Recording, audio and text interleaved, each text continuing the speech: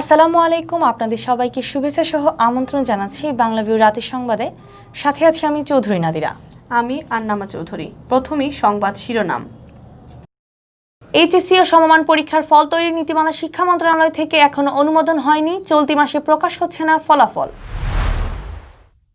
সিলেটে পেট্রোল পাম্পে অনির্দিষ্টকালের ধর্মঘট স্থগিত, ব্যবসায়ীদের 6 দফা দাবি পর্যায়ক্রমে বাস্তবায়নের আশ্বাস জেলা প্রশাসনের।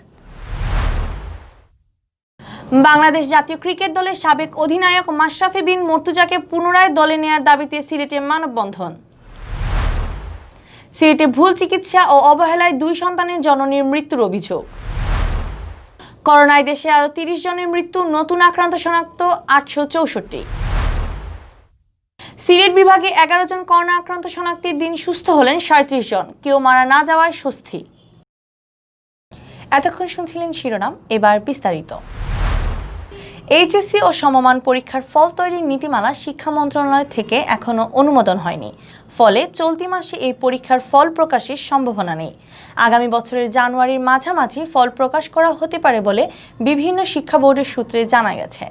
ঢাকা শিক্ষা বোর্ডের পরীক্ষা নিয়ন্ত্রক অধ্যাপক এস.এম. আমিরুল ইসলাম জানান, ফলাফল তৈরির নীতিমালা অনুমোদন হলে পরবর্তী 1 সপ্তাহের মধ্যে এইচএসসির ফল তৈরির কাজ শেষ করা সম্ভব হবে। বোর্ডগুলোর সব প্রস্তুতি রয়েছে। করোনা পরিস্থিতির কারণে এইচএসসি ও সমমান পরীক্ষা বাতিল করা হয়। অপেক্ষমান সব পরীক্ষার্থীকে অটো পাস দেওয়ার ঘোষণা দেন শিক্ষামন্ত্রী ডাক্তার দীপু মনি। ডিসেম্বরের মধ্যে এ পরীক্ষার ফলাফল প্রকাশের কথাও জানান তিনি। পাশাপাশি অটো পাসের ফল তৈরিতে শিক্ষা মন্ত্রণালয়ের একজন অতিরিক্ত সচিবের সমন্বয়ে 8 সদস্যের গ্রেড মূল্যায়ন টেকনিক্যাল কমিটি গঠন করা হয়। চলতি মাসের শুরুতে কমিটির ফলাফল তৈরিতে জিপিএ গ্রেড নির্ণয়ের বেশ কয়েকটি প্রস্তাবের সমন্বয়ে একটি গাইডলাইন তৈরি করে শিক্ষা মন্ত্রণালয়ে পাঠায়। Bangladesh petroleum dealers, distributors, agents and petrol pump owners অ্যাসোসিয়েশনের ডাকা অনির্দিষ্টকালের ধর্মঘট স্থগিত করা হয়েছে। শনিবার দুপুরে জেলা প্রশাসনের হস্তক্ষেপে ধর্মঘট স্থগিত করে নেন ব্যবসায়ীরা। বেসরকারি কোম্পানির জ্বালানির পরিবর্তে সিলেট গ্যাস ফিল্ডের জ্বালানি তেল সরবরাহ সহ 6 দফা দাবিতে রবিবার থেকে সিলেটের সকল পেট্রোল পাম্পে অনির্দিষ্টকালের ধর্মঘট শুরু হওয়ার কথা ছিল।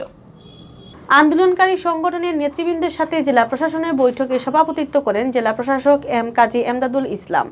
Bangladesh petroleum dealers, distributors, agents and petrol pump owners association Sylhet বিভাগের সাধারণ সম্পাদক জুবায়ের আহমদ চৌধুরী জানান, দাবি দেওয়া নিয়ে জেলা প্রশাসকের কার্যালয়ে বৈঠক হয়েছে। জেলা প্রশাসনের কর্মকর্তাদের সাথে আওয়ামী লীগ নেতৃবৃন্দ ছিলেন। তারা আমাদের 6 দফা দাবি দেওয়া পর্যায়ক্রমে বাস্তবায়নের আশ্বাস দেয় ধর্মঘট স্থগিত করা হয়েছে।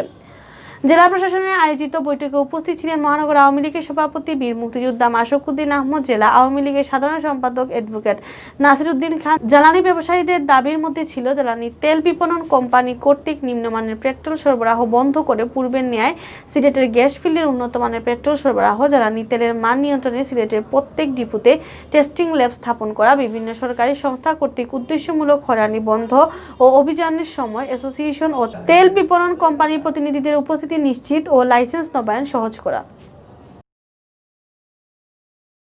বাংলাদেশ জাতীয় ক্রিকেট দলের সাবেক অধিনায়ক ও সংসদ সদস্য মাশরাফি বিন মর্তুজাকে পুনরায় দলে নেয়ার দাবিতে রাস্তায় নেমেছেন সিলেটের ভক্ত সমর্থকরা।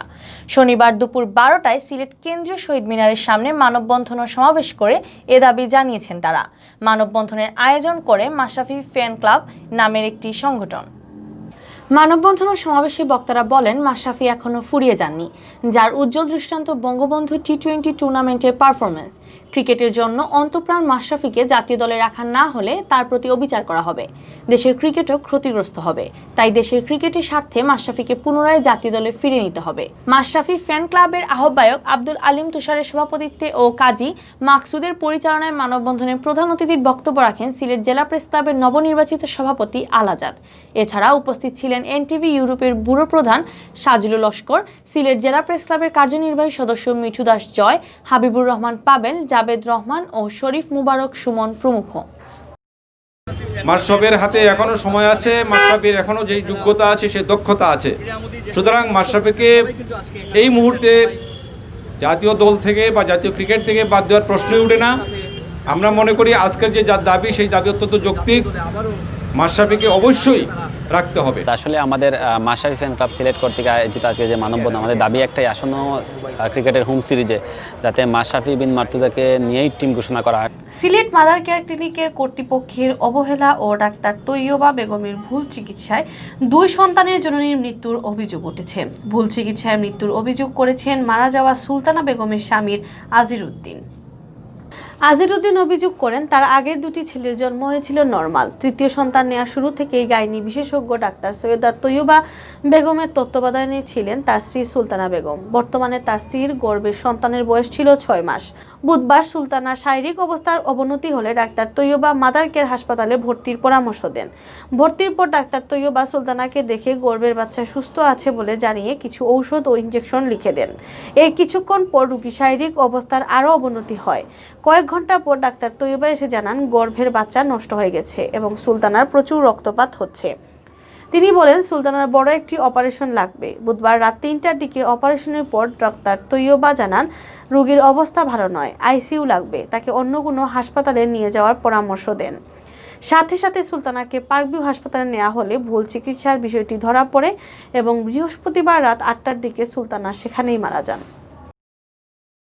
গরুর মতো হাত পা বেঁধে আমার স্ত্রীকে তারা অপারেশন করছে। 12টা থেকে 4:30 পর্যন্ত অপারেশন করে তারা সকল ডাক্তার নার্স লাগাইয়া তারা পার্কভিউ নিয়ে এখানে কোনো কাগজপত্র না দিয়ে অন্য শুধু একটা স্লিপের মাধ্যমে নিয়ে ভর্তি করে দিয়েছে। করোনা ভাইরাসে আক্রান্ত হয়ে গেল 24 ঘন্টায় সারা দেশে আরও 30 জনের মৃত্যু হয়েছে। এর মধ্যে 23 জন পুরুষ ও 7 জন নারী। এদের সবার মৃত্যু হয়েছে হাসপাতালে চিকিৎসাধীন অবস্থায়। আর এ নিয়ে এই মহামারীতে দেশে মৃতের সংখ্যা দাঁড়ালো 7,428 জনে। শনিবার বিকেলে স্বাস্থ্য অধিদপ্তরের অতিরিক্ত মহাপরিচালক অধ্যাপক ডাক্তার নাসিমা সুলতানের স্বাক্ষরিত এক প্রেস বিজ্ঞপ্তিতে এ তথ্য জানানো হয়। গেল 24 ঘন্টায় দেশের 163টি ল্যাবে 9,661টি নমুনা সংগ্রহ করা হয়। আগের কয়েকটি মিলে পরীক্ষা করা হয় 9,912টি নমুনা। এ নিয়ে মোট নমুনা পরীক্ষার সংখ্যা দাঁড়ালো 31,59,260টি। গেল 24 ঘন্টায় করোনা ভাইরাসে আক্রান্ত নতুন রোগী শনাক্ত হয়েছেন আরও 864 জন। সব মিলিয়ে দেশে শনাক্ত রোগীর সংখ্যা দাঁড়িয়েছে 5,08,099 জন। এদিকে রাজধানী সহ দেশের বিভিন্ন হাসপাতাল ও বাড়িতে উপসর্গবিহীন রোগী সহ গেল 24 ঘন্টায় সুস্থ হয়েছেন 1,685 জন। আর এ পর্যন্ত মোট সুস্থ হয়েছেন 4,50,488 জন। চলতি বছরের 8 মার্চ দেশে প্রথম করোনা ভাইরাস আক্রান্ত রোগী শনাক্ত হয়। এর 10 দিনের মাথায় 18 মার্চ প্রথম করোনা রোগীর মৃত্যু হয়। 26 ডিসেম্বর পর্যন্ত মোট মৃত্যু 7,428 জন। এর মধ্যে পুরুষ 5,659 জন ও নারী 1,769 জন। গেল 24 ঘন্টায় সিলেট বিভাগে আরও 11 জন করোনা রোগী শনাক্ত হয়েছেন। একই সময়ে সুস্থ হয়েছেন আরও 37 জন।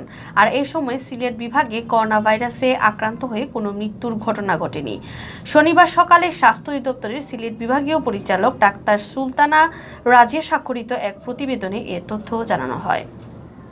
স্বাস্থ্য অধিদপ্তরের তথ্য অনুযায়ী সিলেট বিভাগে নতুন শনাক্ত হওয়া 11 জন করোনা রোগীর মধ্যে সর্বাধিক সিলেট জেলায় 8 জন। আর বিভাগের হবিগঞ্জ জেলায় ও মৌলভীবাজার জেলায় এদিন কোনো করোনা আক্রান্ত রোগী শনাক্ত না হলেও সুনামগঞ্জ জেলায় একজন করোনা আক্রান্ত রোগী শনাক্ত হয়েছেন। এই 24 ঘন্টায় সিলেটের এম.এ.জি. ওসমানী মেডিকেল কলেজ হাসপাতালে চিকিৎসাধীন আরও 2 জনের করোনা শনাক্ত হয়েছে। এছাড়া একই সময় বাড়িতে ও হাসপাতালে আইসোলেশনে থাকা সুস্থ হওয়া 37 জন রোগীর মধ্যে 32 জন সিলেট জেলার বাসিন্দা ও বাকি 3 জন মৌলভীবাজার ও 2 জন হবিগঞ্জ জেলার বাসিন্দা। আর গত 24 ঘন্টায় সিলেট বিভাগে করোনা আক্রান্ত হয়ে কারো মৃত্যু হয়নি। শনিবার সকাল 8টা পর্যন্ত সিলেট বিভাগে করোনা প্রমাণিত রোগীর সংখ্যা 15,401 জন। এর মধ্যে সিলেট জেলার অর্ধেকেরও বেশি 9,072 জন। এছাড়া সুনামগঞ্জের 2,507 জন, হবিগঞ্জের 1,949 জন, মৌলভীবাজারের 1,873 জনের করোনা শনাক্ত হয়েছে। সিলেটের 4 জেলায় 40 জন করোনা আক্রান্ত রোগী হাসপাতালে চিকিৎসা নিচ্ছেন। এখন পর্যন্ত সুস্থ হয়েছেন বিভাগের 14,378 জন করোনা আক্রান্ত রোগী এবং মৃত্যুবরণ করেছেন 262 জন। এতক্ষণ শুনছিলেন বাংলা ভিউ রাতের সংবাদ। সাথে থাকার জন্য ধন্যবাদ।